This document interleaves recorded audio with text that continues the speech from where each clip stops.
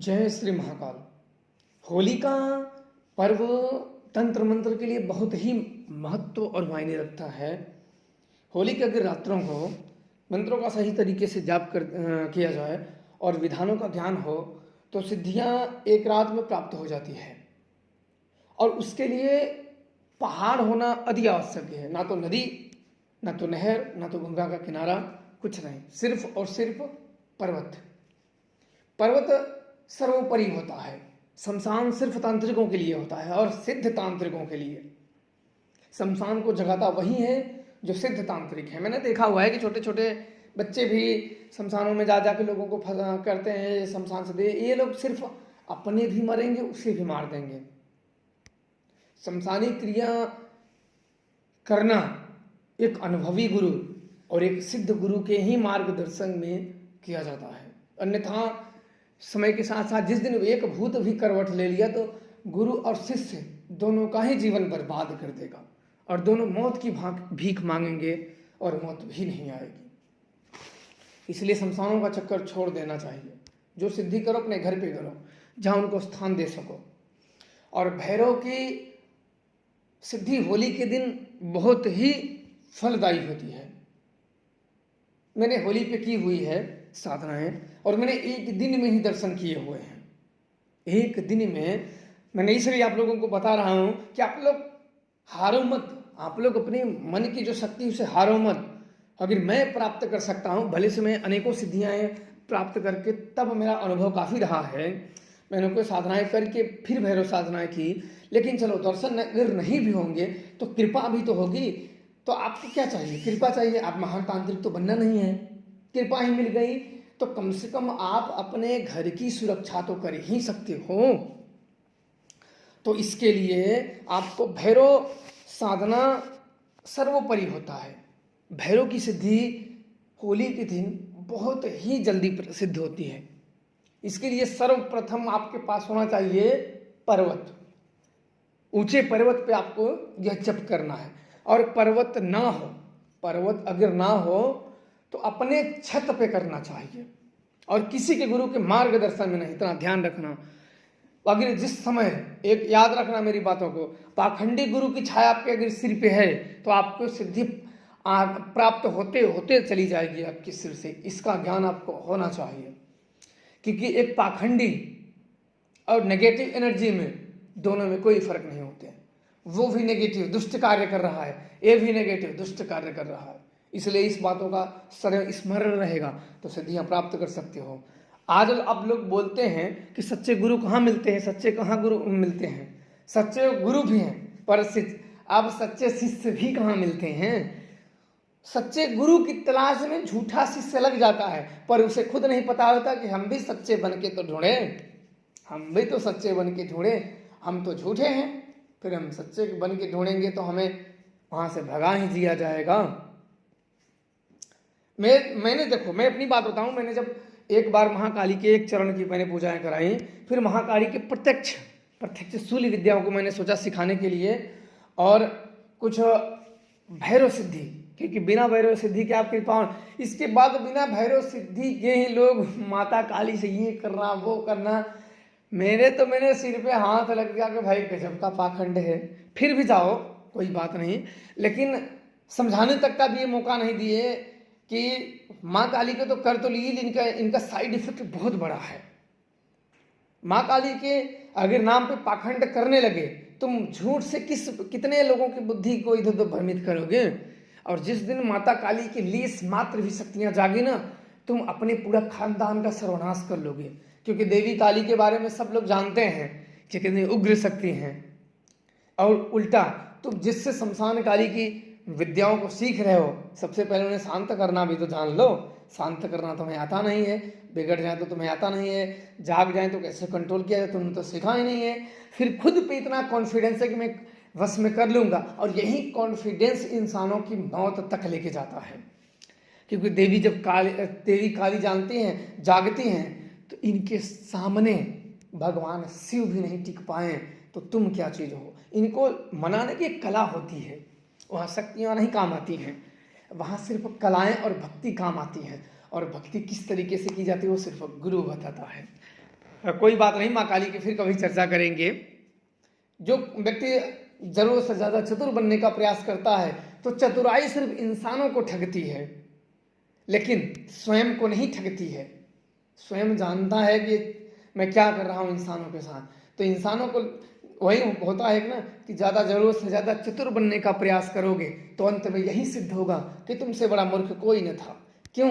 क्योंकि तुमने चतुर बनने का सबको तो ये वो सिखाना, ये वो करना, लेकिन क्या हुआ? वही शक्तियां तुम्हारा जब विनाश कर दिया तो लोग वही बोलेंगे ना, देखो दूसरों के वो, देखो ये खुद मर रहा है। तो यही होता है ना कि जरूरत से ज्यादा चतुर बनने का प्रयास नहीं करना चाहिए और गुरु की शरण में सदैव रहना चाहिए, क्योंकि ये शक्तियां आज सही है, महीना 2 महीना, साल 2 साल के बाद जिस दिन बिगड़ी उसी दिन अपने जो आपने उस शक्तियों से अर्जित किया है वो तो जाएगा, जो आपने दादा परदादा ने अर्जित करके रखा है वो भी तुमसे छिन जाएगा।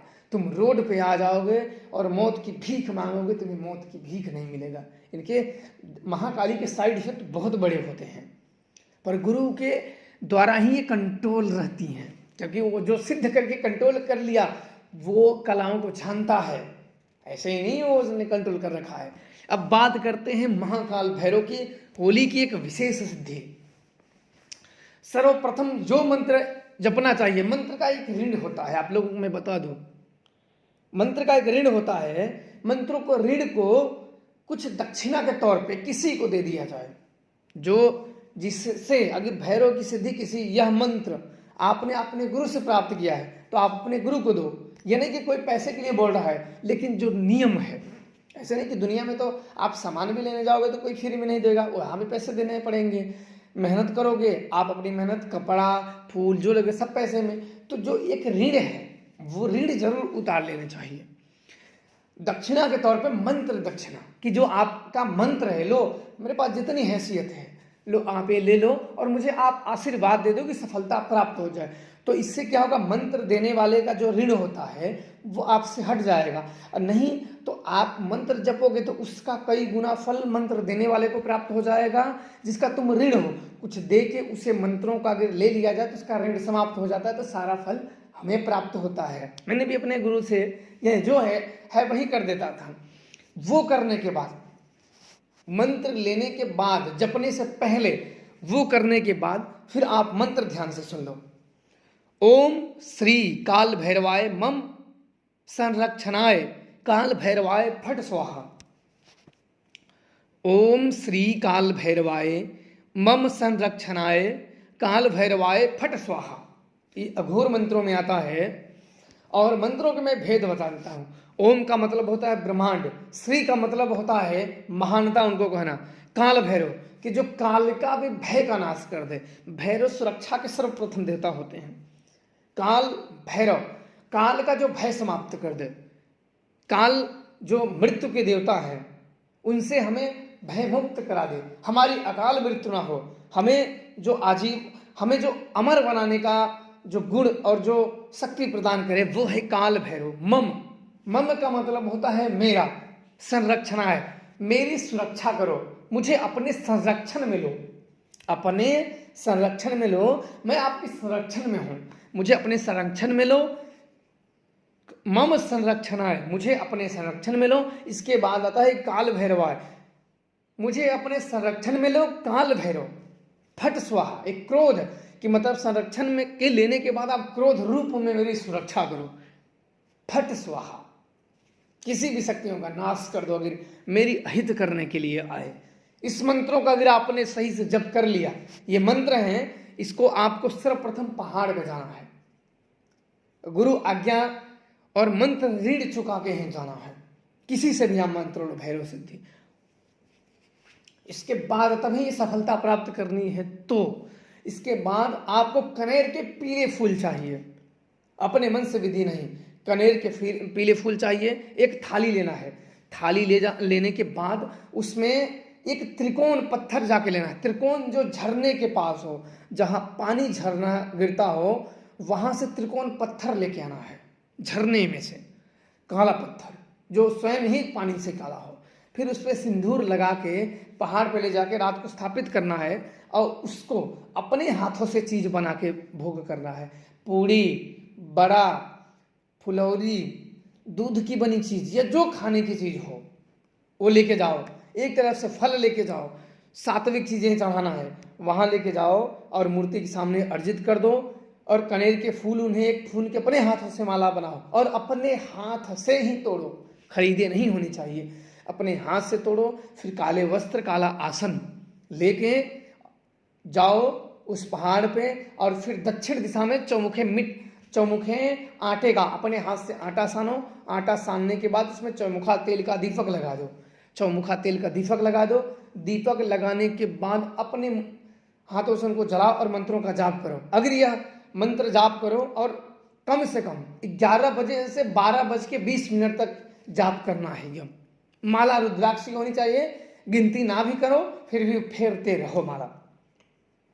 और यह क्रिया किसी जानकार से भी आप करवा सकते हैं, खुद अगर ना करो तो यह क्रिया अपने नाम से किसी जानकार से भी करवा सकते हैं, फिर भी पूर्ण सुरक्षा होती है। कुछ लोगों को ये स्थान अवेलेबल नहीं होते हैं तो वह जानकार से भी करवा सकते हैं कि मेरे लिए आप जाइए और यह चीज़ जप करिए और संकल्प लेके मेरे लिए जपिए, और फिर वही फल आप इस मंत्रों का प्रयोग कर सकते हैं। वो मंत्र जाग जाएगा और इस मंत्रों का प्रयोग आप कर सकते हैं। कोई जानकार ने अगर जप दिया तो फिर भी आप इन मंत्रों का प्रयोग कर सकते हो अपने लिए, और इन मंत्रों का पूरी तरीके से आप प्रयोग कर सकते हो। सुरक्षा, एक बार भैरव की सुरक्षा प्राप्त हो गई तो कई सिद्धियां आपको प्राप्त हो जाएंगी। भूत प्रेत पिशाच आपके लिए काम करेंगे, लेकिन इन मंत्रों का गलत इस्तेमाल मत करना। किसी को ठगने के लिए मत इस्तेमाल करना, किसी को तकलीफ या किसी को ये हो कि आपके यह दुनिया भर के ठगने का किसी को इस्तेमाल, किसी का रोआ दुखाने का काम मत करना, अन्यथा ये काम नहीं करेगा। इसलिए आप लोग बिल्कुल सचेत रहिएगा। और यह अपने द्वारा ही, और जो वहाँ न कर पाए वो घर पे कर सकता है। कुछ लाभ घर पे कम होंगे, जो वहाँ अगर घर पे भी ना कर सके तो किसी तांत्रिक द्वारा, किसी जानकार द्वारा आप पहाड़ पे आप उनको उचित खर्चा देके, उचित उनके मेहनत का देके उन्हें अपने लिए आप तंत्र का जाप करवा सकते हैं। तो 1 साल यह मंत्र पूरे 1 साल तक आपकी सदैव सुरक्षा करता रहेगा। फिर 1 साल के बाद अगले दिन पुनः ही जब कर उन्हें जागृत करना होता है। मंत्रों को हर साल जागृत करना पड़ता है, तभी मंत्र शक्तिशाली होते हैं। इसीलिए गुरु के भी मंत्र सिखाए हुए मंत्रों को हर साल जप करना होता है उस स्थानों पर जाके जहाँ आपने सिद्धियाँ प्राप्त की है। नहीं तो कुछ ही दिनों में मंत्र अपनी शक्तियाँ खो देंगे, फिर किसी भी काम के नहीं बचेंगे। यह मंत्र बहुत ही शक्तिशाली है, मैंने भी सिद्ध किया हूँ और हर साल मैं सिद्ध करता हूँ। और आज भी ऐसा है कि मैं कोई ऐसे इस मंत्रों का जाप करके किसी को अगर बोल दूँ कोई भूत प्रेत समस्याएं हैं तो बिल्कुल ठीक हो जाता है। तो आप लोग करें और जीवन में लाभ उठाएं, और होली आपका मंगल में जाए, यही कामना है। जय श्री महाराज।